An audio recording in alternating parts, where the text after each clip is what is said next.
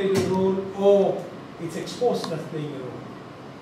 So recently there was a meeting in Mauritius and got stuck into a sort of debate with some very high-profile professors from Stanford. Now that I am leading the export promotion agency, and I would like to say, guys, let's forget about the investment part of it, let's look at exports. I don't know whether professors will have any conclusive study done to say which part of this equation are not increasing because there are new competitors coming in. Two, the market profile of countries that we want to export is changing. Three, the regional integration happening up low. So in fact there's a need for new orientation. Now the obvious candidates for new orientations are obviously the large. A change in the demand structure in China, in the sense that if you look at the import intensity of exports in China, it is much higher than the import intensity of that in the United States.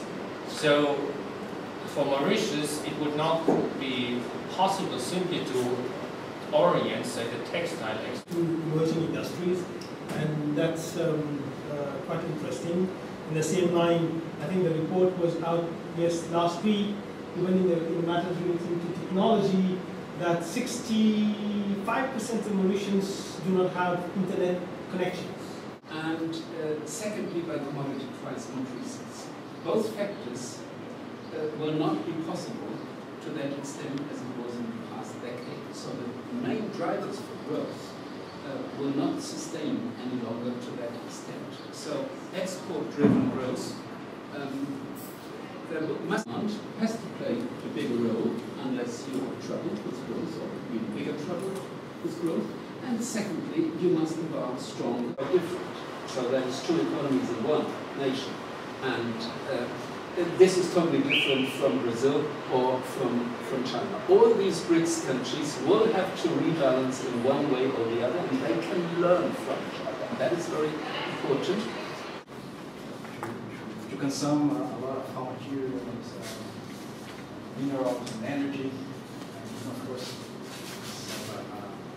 strong impact on commodity prices, but of course have a good effect, a benefit effects on the exports of several countries. Initiative. Another aspect which is very much relevant to the Mauritian economy, though growth has been increasing, I mean, we are not talking about the financial crisis, etc., but we are moving up. But income inequality is another issue which is well relevant to the Mauritian economy, with the Gini coefficient being slightly higher recently. So with the green growth and sustainable island concept, I think these issues are also being taken on board, poverty issues and inequality. In terms of emerging economies, this could be a new avenue for Mauritius.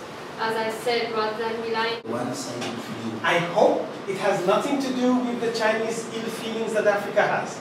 No, please. I'm not Chinese and I don't look one. Don't look at him. No, my point is that I think we risk presenting a biased view when we paint Chinese capital as being, without using the same word I'm using, a new form of imperialism which will give with the right hand and take away much more with the left. And I think we should be realistic and present a balanced view. And say if we are to look at Chinese capital, we should see it as it is. Namely, that Chinese capital is foreign. It is foreign, like Western capital. And capital has certain characteristics. It's profit. Now the question becomes, in what ways can one use foreign capital, whether it's Chinese or Western, whether it is from the north or the south? In what ways can a host country use this foreign capital in a manner that gives something to capital, because if there is nothing, capital won't come, but in a way also that creates durable capabilities And in that area, I draw a distinction between what Western capital has been doing in my country, Uganda, social development, things to do with universal primary education, with healthcare. These are important. But you don't see the durability in the ground. Now, Chinese capital seems to be coming with something more concrete. In the neighboring country in Kenya, anybody who has been there recently under the Mwai Kibaki administration will see a structural change of the road infrastructure. And so that is producing durable capability. So I think the starting point, two issues. The starting point is that Chinese capital is foreign capital. So it is foreign, it's not ours. Second is capital, given by profit.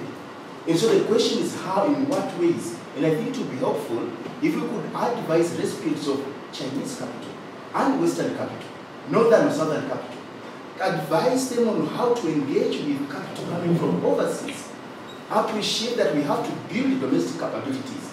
So if we could have those messages coming through, then I will have something to take home for my government. I think the last part of the things really gives a sharper focus to that. In economics, we've been told about aids and aids. Yeah. Productive aids and non-productive aids. Okay? It's not the fault is not in the source of the capital. Okay? So I wish to have rectify if ever I give any through my body language any how you call it, wrong connotation. What I'm saying is foreign capital used for productive purposes is good enough, but it must be proper. Few minutes on the story of India, which is one of the most emerging markets in the world.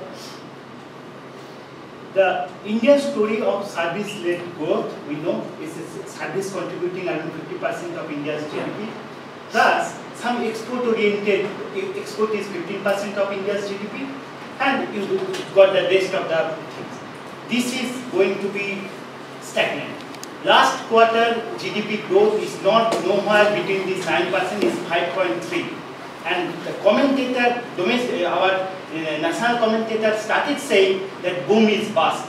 Okay? Neither service sector, particularly IT-led growth, is not going to affect. Second is that export is because of economic conditions in Europe, is not going to give our benefit. Only the domestic market and domestic manufacturing, as I should clarify the numbers, it is half of the dollar. 70% of the Indian population are their consumption expenditure is $50 per day. Okay, so robust government spending for infrastructure and kind of domestic kind of creation of the demand is the only way out, not exposing our markets for the international world.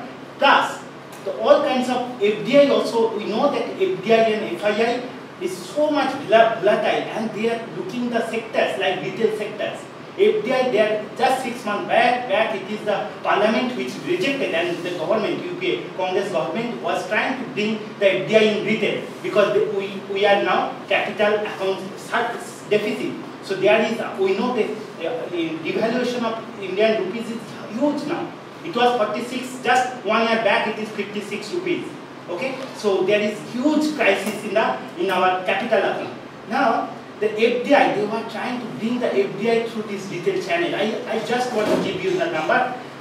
40 million people are engaged in retail sector. Okay, if you multiply by 4 in a household, then 22